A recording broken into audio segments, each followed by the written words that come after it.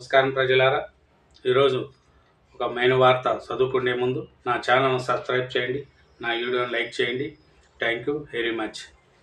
ఈరోజు పేపర్లోని ముఖ్యమైన అంశం చూసే ముందు, చంద్రబాబు శక్తివంతమైన ముఖ్యమంత్రి, టాప్ 10 నేతల్లో 5వ స్థానము, ఇండియా టుడే కథనము.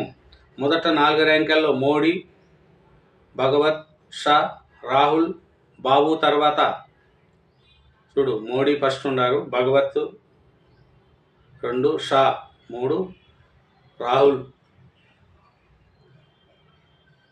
బాబు తర్వాత నితీష్, యోగి, స్టాలిన్, మమతా, అఖిలేష్. రాజకీయ అనిశ్చితి స్థితి నుంచి ఉన్నత స్థాయికి ఫినిక్స్ పచ్చల చంద్రబాబు పునర్జన్మ. హాలీవుడ్లో మాత్రమే ఇలాంటి వస్తాయి కితాబు. చూడండి, చంద్రబాబు నాయుడు గురించి శక్తివంతమైన ముఖ్యమంత్రి అంట. టాప్ 10 నేతల్లో 5వ స్థానంలో ఉన్నాడంట. మొదటేమో మోడీ, 2 ఆయన భగవత్, 3 ఆయన షా, ఆయన అమిత్ షా, తర్వాత రాహుల్, తర్వాత బాబు. సీఎంలతో పోలిస్తే ఐదో ర్యాంకులోకి మన చంద్రబాబు నాయుడు గారు వచ్చారు. రిలయన్స్ భారీ పెట్టుబడి, ఏపీలో 65,000 కోట్లలో 500 బయోగ్యాస్ ప్లాంట్లు. చూడండి, భారీ పెట్టుబడి పెడుతున్నారు. అదే చంద్రబాబు నాయుడు వచ్చారు కాబట్టి పెట్టుబడులు అన్నీ వస్తున్నాయి.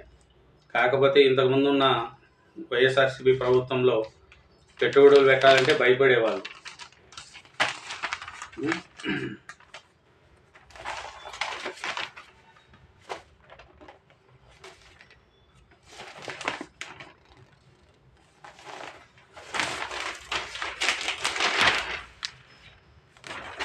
బాబుది శక్తివంతమైన కథనం ఉంది, అది చూద్దాం.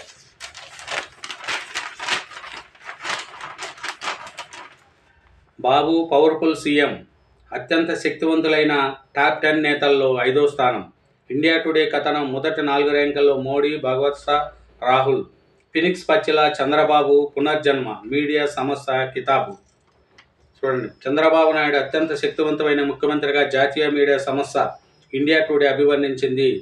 దేశవ్యాప్తంగా శక్తి సంపన్నులైన వ్యక్తుల్లో ఆయన 5వ స్థానంలో ఉన్నట్లు తెలిసింది. ఆయనకు ముందు తొలి 4 స్థానాలు ప్రధాని మోడీ, ఆర్ఎస్ఎస్ అధినేత మోహన్ భగవత్, కేంద్ర హోంమంత్రి అమిత్ షా, కాంగ్రెస్ అగ్రనేత, లోక్సభ ప్రతిపక్ష నేత రాహుల్ గాంధీ ఉండగా, ఆయన తర్వాత బీహార్, యూపీ, తమిళనాడు, పశ్చిమ బెంగాల్ సీఎంలు నితీష్ కుమార్, యోగి ఆదిత్యనాథ్, ఏకే స్టాలిన్, మమతా బెనర్జీ, సమాజ్వాదీ అధ్యక్షుడు, యూపీ మాజీ సీఎం అఖిలేష్ యాదవ్ ఉన్నారు. జనసేన, బీజేపీ పొత్తుతో టీడీపీని పతనావస్థ నుంచి విజయతారానికి చేర్చారని మంగళవారం నాటి ప్రత్యేక కథనంలో ఆకాశనాంతెత్తింది. జైలుకి వెళ్లడం ద్వారా రాజకీయంగా అనిశ్చిత పరిస్థితి నుంచి ఫినిక్స్ పచ్చిల పునర్జన్మ వ్యక్తి అధికారం చేజిక్కించుకున్నారని, భారతీయ రాజకీయాల్లో కీలక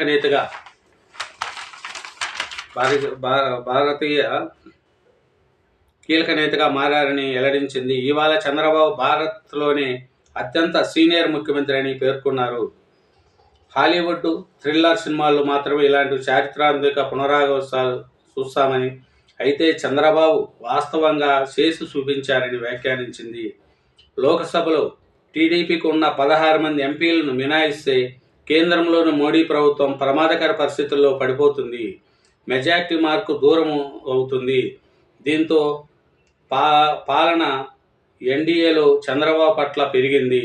4వసారి సీఎం అయిన ఆయన తన చిరకాల స్పష్టమైన స్వర్ణాంధ్ర సాధన, రాజధాని అమరావతి నిర్మాణం లక్ష్యాలను చేరుకునే అవకాశం ఉంది.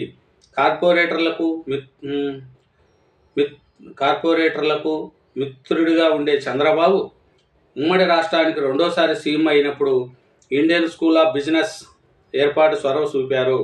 ఇటీవల విజన్ 2047 డాక్యుమెంట్ ఆవిష్కరించాడు.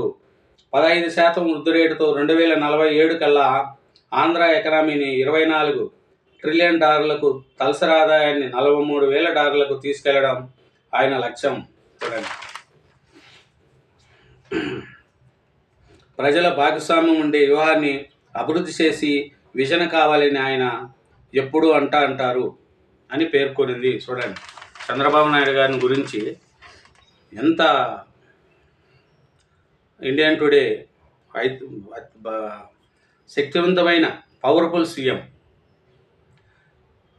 చేసిందండి. ఇంకా చూస్తే ఏపీలో రిలయన్స్ భారీ పెట్టుబడులు 65,000 కోట్లతో 500 బయోస్కాప్ ప్లాంటు, చంద్రబాబు సమక్షంలో అవగాహన ఒప్పందము.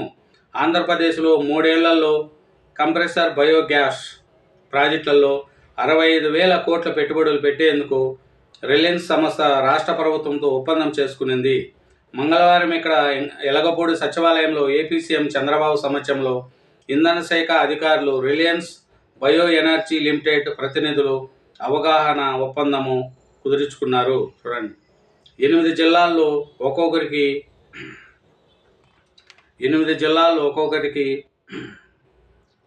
130 కోట్ల విలువతో 500 CBA ప్లాంట్లను రిలయన్స్ నెలకొల్పుతుంది. వీటిని 3 ఏళ్లలో స్థాపించి 2.5 లక్షల మందికి ఉద్యోగ అవకాశాలు కల్పిస్తామని ఆ సంస్థ పేర్కొనడాన్ని చంద్రబాబు స్వాగతించారు. రిలయన్స్తో ఒప్పందం చారిత్రాత్మకము. గ్రీన్ ఎనర్జీని ప్రోత్సహించేందుకు క్లీన్ ఎనర్జీ 2024 పాలసీ తీసుకొచ్చామని గుర్తు చేశారు. చూడండి, ఏపీలో పెట్టుబడులు ప్రోత్సహించేందుకు స్పీడ్ ఆఫ్ బిజినెస్ విధానం అమలు చేస్తామని, పారిశ్రామిక సంస్థలు స్పీడ్ ఆఫ్ ఎగ్జిబిషన్ విధానం అమలు చేయాలని సూచించారు. 2000 ప్లాంట్లలో 4వ వంతు మనకే లోకేష్. రిలయన్స్తో ఒప్పందంపై ఐటీ, ఎలక్ట్రానిక్, మానవ వనరుల నైపుణ్యాభివృద్ధి శాఖ మంత్రి లోకేష్ హర్షం వ్యక్తం చేశారు. చూడండి, లోకేష్ గారు కూడా చాలా కష్టపడే వ్యక్తి, ప్రజల కోసం బాగా కష్టపడే వ్యక్తి ఆయన. కాబట్టి చంద్రబాబు నాయుడు గారు కూడా కష్టపడుతూ ఇప్పుడు మన చూస్తే ఒక పవర్ఫుల్ సీఎం అని చంద్రబాబు నాయుడు గుర్తింపు వచ్చిందండి. ఆంధ్రప్రదేశ్ అభివృద్ధిలో దూసుకుపోవడానికి ఇది ఒక మంచి కారణం అవుతుంది. Thank you very much. నా ఛానల్ సబ్స్క్రైబ్ చేయండి, నా వీడియోని లైక్ చేయండి. Thank you. ఛానల్ మటుకు సబ్స్క్రైబ్ చేయడం మర్చిపోకండి. Thank you very much.